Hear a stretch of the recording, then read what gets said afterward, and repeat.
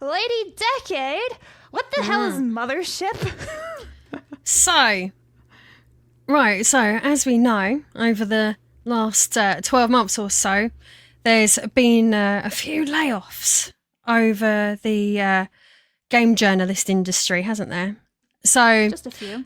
Yeah, so bear with me one moment because I made myself, as you know, I've made myself a bullet point list because I don't like getting stuff wrong with my terrible recall. So, and if this is a bit messy, please forgive me. I do have the YouTube video to play, the 1 minute video. We can play that first. Is that all right? Yes. Okay, so we have this, Board the Mothership.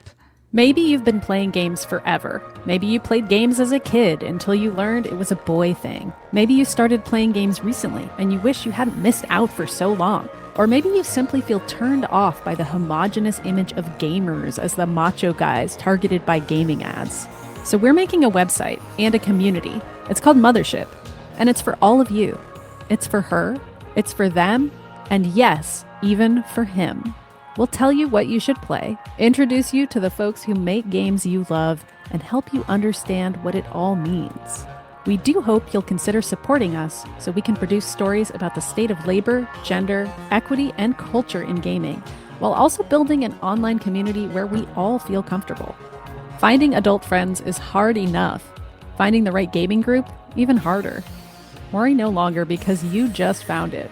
Mothership.blog. Come on board. Gay mean group. So, just from the research that I've been doing, sorry, I need my glasses now. Okay. You don't have to apologize for that. How dare you? So from my research as well in that video where I've been looking up and going through all of the web pages associated with this, I believe that two of the ladies in that video are the names I'm going to be giving here, I think. I'm not sure. And I have a feeling that the man who was in that video is actually the boyfriend of one of them as well. Oh, no. And I did see in one of the interviews that they did with one of the other publications that they said that this is a website for the girls, the gays, and the theys. I was like, okay. So here's my notes. So, here's the thing. I have a couple of things that you sent up ready to be pulled up. So let me know if you need anything pulled up. Like I've got the Kotaku article. I have the Mothership blog pulled up. I even have some Blue Sky stuff for you too. Oh, okay. Yeah. So just let me know if you need anything pulled up. Yeah, thanks for that, because I don't have a Blue Sky account, so it's always really limited what I can see on there. Found stuff. Okay. Right. So I wrote down Mothership is a newly announced subscription-based games media site positioning itself as a corrective to the so-called traditional gamer culture, with coverage framed primarily around gender, identity, labour politics, and community signalling. So all the favourite things. It's being formed by former Polygon editors Maddie Myers and Zoe Hanna. So these are figures closely tied to the activist era model of games journalism that dominated the 2010s and steadily lost audience trust and readership. Oh yeah, sorry, I forgot to write this down. But I also found all of this on LinkedIn as well. And they had people like Alyssa McCanty in the comments saw it. Oh no! Like picking it up. And I was like, oh God. Hang on, let me just make this a bit bigger. Sorry, even with my glasses on, this too far away.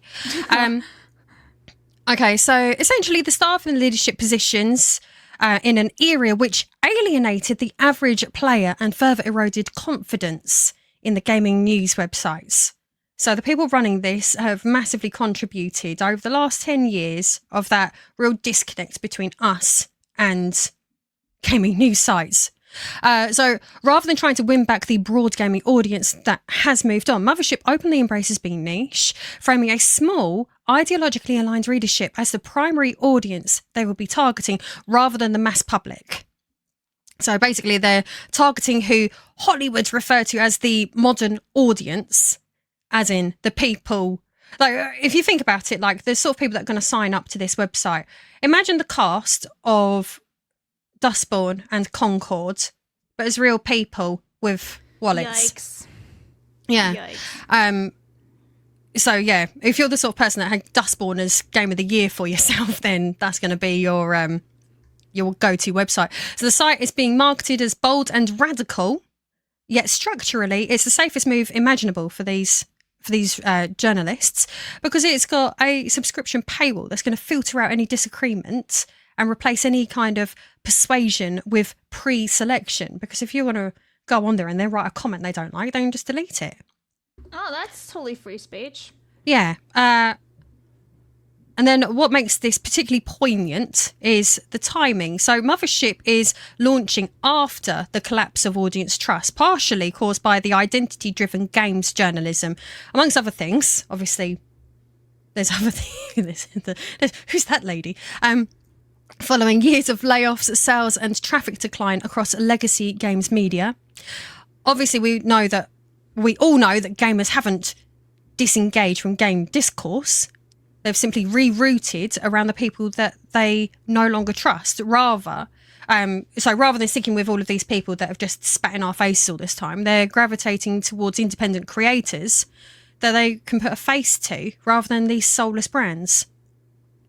Then Mothership doesn't meaningfully acknowledge this shift. Instead, it's continuing to repeat the same mistakes from the past, which can plainly be seen from that trailer, where they frame gamers as macho, hostile caricatures rather than real people. Like, not everyone flipping playing a game is like the macho man Randy Savage, are they? Like, oh yeah, playing the games. Fuck everyone else. They really went for the whole DEI stuff with all these chicks too. Well, I think that's them. Yikes. That's them, and that's their boyfriend. Yikes.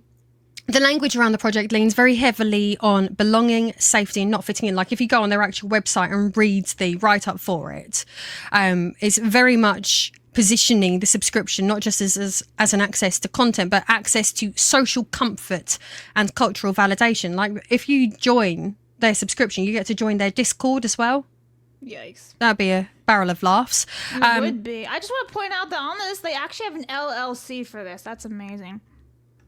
Yeah, well, this is something else. I think I wrote this in my notes. So they even say in the trailer that you'll be able to make friends with like-minded individuals. Not only are they saying that paying for their website might mean that you can make some friends, and they're also selling the warm and fuzzy feeling that comes from supporting journalism in an increasingly hostile time. And I copied and pasted that straight from the website subscription page, which is, I hope in one of the links. If not, if you just go to their main page and then click on the subscribe button in the top right corner, then you'll see it on their tiers. So it's very similar to Patreon. So that's... Let me just make sure I can post this up. Yeah, I can. Okay, here we go. So what Lady Decade is talking about is right here. The warm and fuzzy feeling that comes only from supporting journalism in an increasingly hostile time.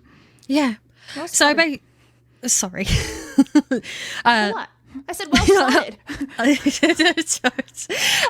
This reframes engagement as an emotional transaction. That right there. So basically they're saying, pay us $100 a year or $300 a year or the $50 a year. You see these new titles though? Mother's Little it's Helper, a little strange. Mommy Dearest, and Fairy Godmothership? Yeah. No, honestly. I mean, is it supposed to be like a direct reference to like Shrek? Cinderella or Shrek or something? Like what? Yeah, I think what they're saying is basically pay the fee, enter the space, and being reassured that you are one of the good ones. But here's the Kotaku article. I've just made my notes about that. So I wrote here, Ethan Gatch of Kotaku. Like, Ethan Gatch is one of those people that writes really annoying articles. Calls this bold and radical, but it's just the same worldview, the same assumptions, and the same contempt for the existing audience, just shrunk down and placed behind a paywall. But then you go on Kotaku and you've got Ethan Gatch is obviously highlighting it for his buddies, for his like-minded friends, and then this whole article here is literally just blowing smoke up its arse, and again being like, it shouldn't be such a radical thing to do. But yeah, it's going to be 11 more days, and this is being launched formally. But yeah, I've put, because there's lots of articles have sprung up on this. Oh, look, see, here you go. That's something else I wanted to say. they've said that one of the inspirations for this website is Teen Vogue, except Teen Vogue was completely gutted and absorbed back into the main Vogue magazine back in November, off the top of my head. So Teen Vogue, they're basing this, and Teen Vogue doesn't exist anymore. Well, that's Ludicrous, awkward, isn't it? Yeah. Oh God. Right. Okay. Hang on. Sorry, let me just redigest my notes here. The wider media landscape has already shown what adaptation looks like. Independent and personality-based creators who don't build their channels around the fact that they're gay, black, or a woman, they just happen to be gamers with those characteristics. Mothership says that identity has everything to do with gaming. And personally, I call bullshit on that because I'm mixed race. And I find the idea that my skin colour, my gender, or my sexuality should sit at the centre of my identity. Like, that's deeply insulting. I don't want the world to just base me, like, literally make decisions about me based purely on things I can't control about myself. Because it implies that my perspective, my values, and my interests are predetermined by traits that I did not choose. And according to these people, I should live my life as a part of their other group. Because in all technicalities, like, that's for me because I'm a woman and I'm not white and I'm othered in within the gaming scape. So apparently that's for me. I should be into all of that. No thanks. Yeah. So rather than my experience shouldn't be that. It should be shaped by my thoughts, my experiences, my own agency. And I'm not a demographic box or a political prop. And I refuse to pretend that gaming or journalism should revolve around treating people based on uncontrollable characteristics. So yeah, hello, that was. I'm sorry to interrupt. I literally crawled out of bed because this is so fucking insane. I had to talk about this shit for just a second. You sound terrible. I love talking orb Craig. Look at that. Like the little red circle. Yeah, It's all knowing. Listen, this is the most fucking dumb thing I've ever heard. And I am going to go register bigdickgaming.blog just to counteract this. I already have that, fucking, Craig. Oh, fuck. But let me just say this. One of the most, and I'm so sorry I can't be on today's show. I feel so fucking horrible. But let me just say this. Lady Decade, you have uncovered you talking about this gave me so much energy to crawl out of bed just to read at the internet, because this is one of those things where like they'll be gone in 6 months. They'll be gone. You refueled his spite reserves is what happened. Yeah, thank you, Pickle. Thank you. You know what I'm saying. But I honestly feel that, you know what the craziest thing about this is, because I was looking through the run sheet before, is if you go to the comments of Kotaku and you look, Blabs, will you pull that up really quick if you don't mind? The actual article. Oh, from Kotaku? Yeah. The Glaze Fest that was. Go to the top really quick. Click the comments. That's right. They don't go anywhere because they removed them. The discourse around this is so good that they removed all the comments. These people are fucking insane. And Lady Decade, I am so glad that you brought this to our attention, because this is going to give us so much content over the next 6 months or a year. And I appreciate that greatly. All right, I'm going to go throw up. You guys have a good day. Please check your Twitter DMs. Thank you. Feel better. I will. Pickle. Good luck tonight. Make sure you mount Blabs. Bye-bye. Okay, bye. Bye. Get better soon. Oh, bless him. He sounds like shit to me. Yeah. All right. So, do you have any more to go about that, Lady Decade? No, luckily I actually got to the end of my notes. Sorry, they're a bit jumbled. Sorry. No, don't worry about it. Pickle, you've been quiet about this, but what are your thoughts? I don't like it. Well done. I would like to subscribe to Big Dick Gaming. Please join that instead. Use your money. I just think it's all like actually ridiculous. I mean, I'm of the mindset that I don't care what people identify as, or like personally, I don't care. Just don't shove your rhetoric down my throat and I'll respect you if you respect me. I'm gonna live in my own little box and what I feel comfortable with living as. You can do the same, but you know, don't be preachy about it. It's just very strange to me. It's very, very strange to me. I put a video up about this last night, where I spoke a bit more deeply about it, because I think overall, I don't think it's going to be like that much of a problem. It's not like some kind of someone with the reach of, say, IGN or another huge publication. This is something that's a niche within a niche. So I don't think it's going to be like something that's going to be much of a problem. I just find it audacious that they're still banging on about this narrative that identity has everything to do with gaming, when that has been so rejected by gamers. And the fact that it's never that they're wrong or that they've got the wrong perspective. It's that they are so deeply entrenched within their own activism that they are much quicker to say, oh, the audience is hostile. Oh, it's the corporation's fault. It's never themselves. They'll never look at themselves and be like, perhaps I'm the common denominator here. Maybe I'm the problem. And then when you take a look on like their LinkedIn posts and other posts that they've mailed elsewhere, these are people that are regularly going to therapy, which in itself isn't a problem. Like, good you're going to therapy. But it's also a signifier that these are people that have got some incredible issues. If they have, like one of them wrote on a blog that they've got some really bad problems with imposter syndrome. Well, why do you think you feel like that when this is what you're peddling and you're being completely rejected by the gaming mass public? Well, of course you're going to feel like an imposter. I'm not saying that they are imposters, but they've become incredibly one-dimensional in the way that they're receiving information and then feeding it back.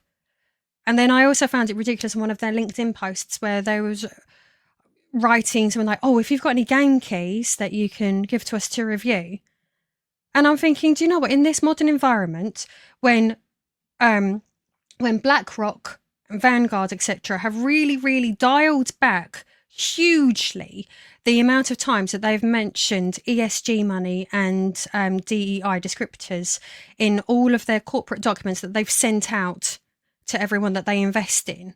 They've really dialed that back. Do these people really think that they're going to start getting corporate? Like, it's interesting that you noticed earlier that they're LLC.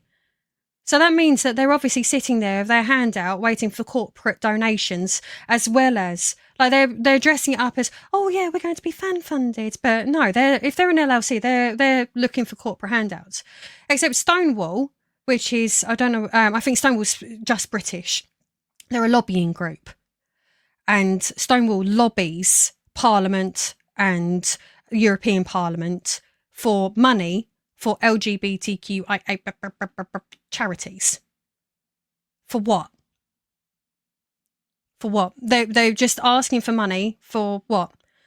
And I just literally, I could go on about this. A lot of stuff I don't think I should say on the internet. I have to like, I write paragraphs in my script sometimes, and then I'm like, no, I really shouldn't take that out. A good point, Blabs. Yeah, I was gonna say, let's not do that again. Yeah. Your dad said you should hit the subscribe button. Don't disappoint dad.